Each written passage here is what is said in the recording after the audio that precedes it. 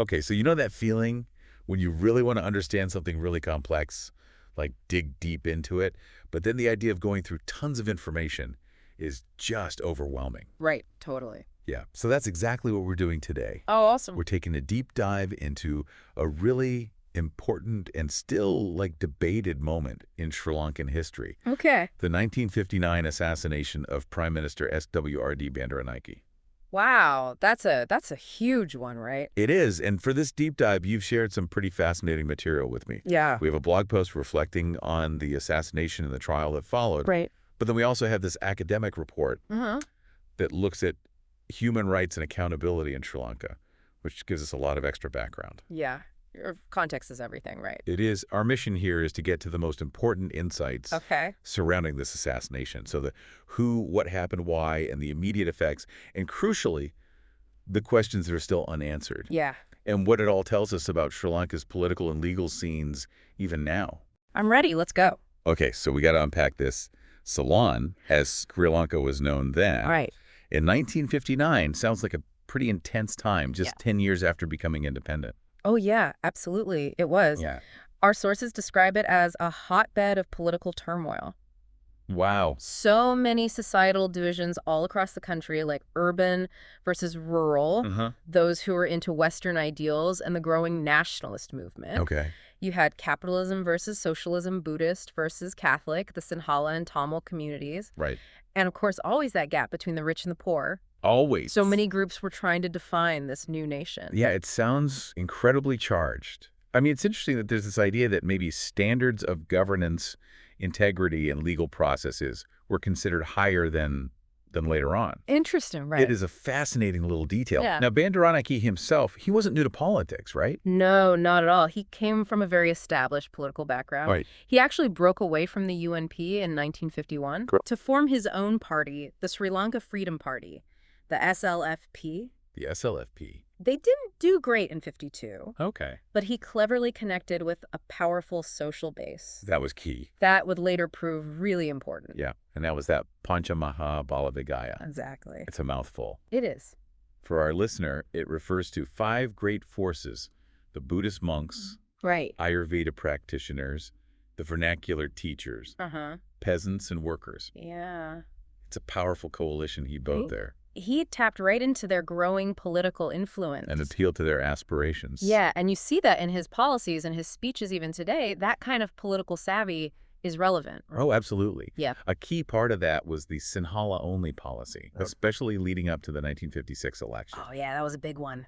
Sinhala only in 24 hours. Such a powerful and decisive slogan. Mm. But it's clear from our sources that it meant different things to different groups. For sure, it was a rallying cry to make Sinhala the main language after years of English dominance under colonial rule. Makes sense. Even the UNP, who first wanted equal status for Sinhala and Tamil, Okay. eventually adopted a similar slogan, Interesting. but many saw their shift as less authentic. I see. The MEP coalition with the SLFT won the election in 56 because of this platform. Yeah. And it's amazing how, while it was a huge win, Right. it also kind of set the stage for future ethnic tensions, which are still being talked about in Sri Lanka today. Absolutely a complex legacy. Okay, let's fast forward to 1959. And this is where it gets really, really critical. Uh-huh.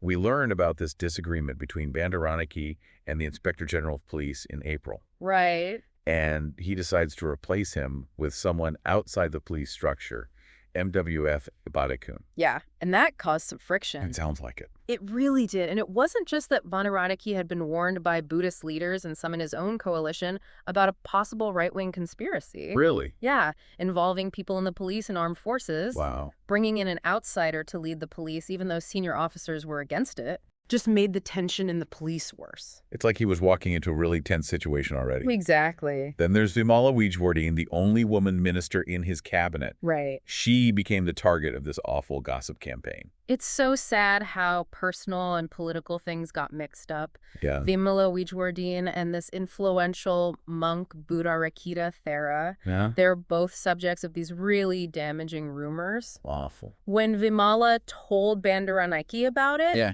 he kind of dismissed it. What did he say? He said something like, Vimala, after all, aren't some of these things true? Oh, wow. That really offended Buddharakkitha Thero. Yeah. And this personal slight might have been a big reason for what happened next. It's crazy how at the highest levels of power, these personal things can have such huge consequences. It really is. So we have political instability, a Yeah. police force that's unhappy, a public smear campaign, and this huge personal insult. Yeah. And then the assassination happens. Yeah. Our blog post talks about the conventional narrative, Yeah. but also suggests there are other ways to look at it. Exactly. And while there's a generally accepted story about what happened, it's good to remember that complex events, especially ones with political intrigue, often have many interpretations Right. and unanswered questions. Yeah. So after the assassination, Buddharakkitha Thero is arrested. Yeah. And that puts the new Prime Minister, Bandaranaike, in a really tough spot. Tough is an understatement, considering what he did. What does he do? He tried to cozy up to Buddharakkitha, Oh, really? maybe to make himself look better politically. Wow. He invited Buddharakkitha to Temple Trees, the Prime Minister's house, Okay. and then he let him address the whole country on Radio Ceylon.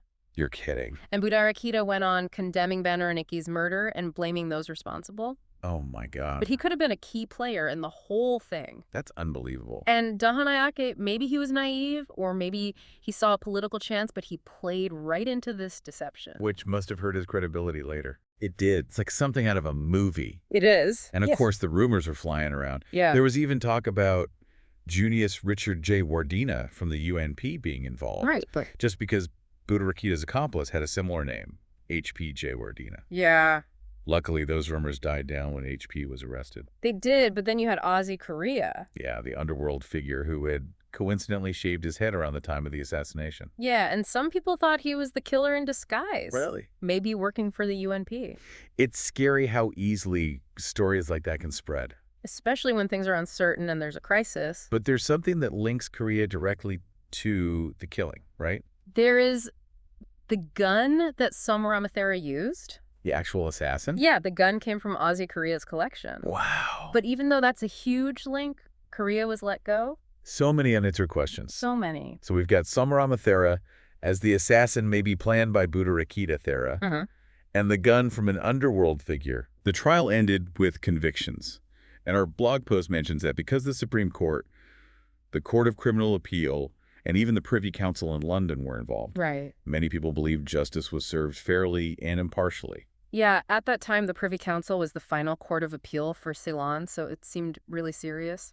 But our academic report digs deeper and raises some big concerns about that verdict. Yeah, and this is where it gets super interesting for you, the listener. Okay. Because history is rarely as simple as it first seems. Yeah. While those higher courts were involved, there were also strong dissenting opinions and analyses that came later. Like what? Well, for example, Justice Alice wrote a book.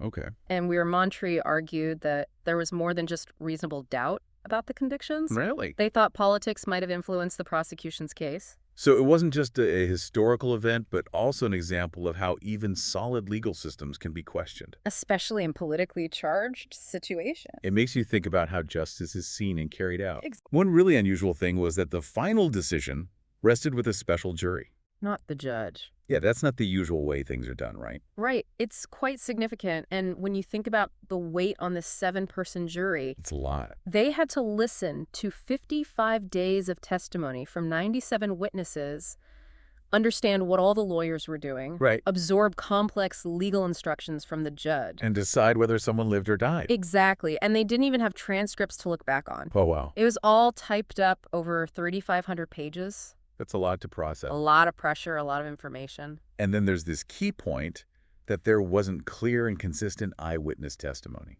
About S.W.R.D. actually firing the gun.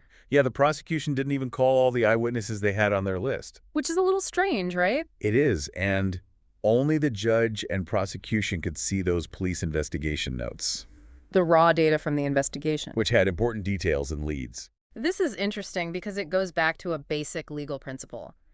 The burden of proof is on the prosecution. Right. They have to prove guilt beyond a reasonable doubt. Exactly. The defense doesn't have to prove innocence. Right. And in this case, only one person testified for the defense. Okay. And S.W.R.D. himself made a statement from the dock. But that means he couldn't be cross-examined, right? Right, which means they couldn't really test if his story was true. That's a big deal. It is. And the defense had other limits, too. Like what? If they called a prosecution witness to testify, Yeah. they couldn't cross-examine that witness. That doesn't seem very fair. It does raise questions about how balanced the system was. For sure. And the order the lawyers presented their final arguments is also important. Yeah, usually the prosecution goes last. Right. Just before the judge tells the jury what to consider. So they have the last word. Yeah, which can be a big advantage.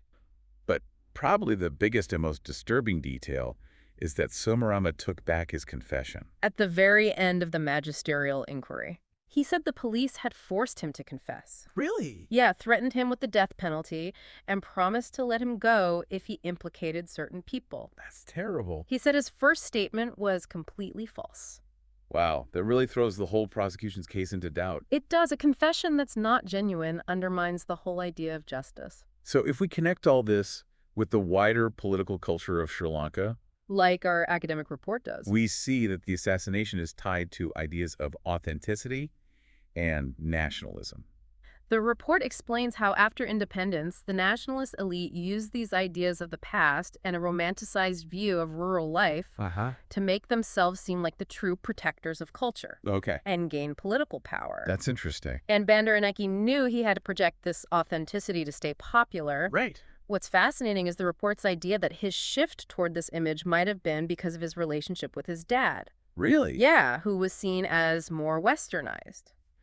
The report calls it a possible Oedipal conflict. That's a pretty heavy term. It is, but it suggests Bandaranaike's early views were more aligned with a traditional, maybe even feudal interethnic elite. But when he formed the SLFP in 1951 and then adopted the Sinhala Only policy, Right. he definitely moved toward a stronger pro-Sinhala nationalist stance. Which is base that Panchamahabala Vigaya are really connected with. Absolutely. And although many people think the assassination was because of unhappy Sinhala Buddhist groups, Yeah. the academic report suggests it might have been more about small-scale personal and business rivalries. Maybe. But no matter the reason, Bandaranaike became this huge legend and a martyr after his death. Especially for Sinhala nationalists who see 1956 and Sinhala Only as a turning point.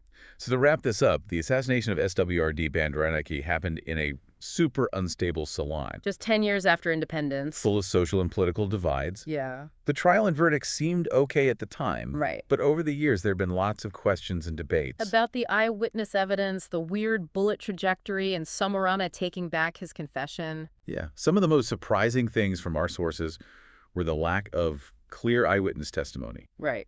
the strange path of the first bullet. And how Dahanayak acted after becoming prime minister? It makes you wonder, It does. how does this event change how we understand justice and political stability in countries after colonialism? That's a great question. What lessons can we learn about how political ideas and personal ambition shape history even today? We encourage you to keep learning about this important moment in Sri Lankan history and think about its long-term effects. It's definitely a story that keeps you thinking.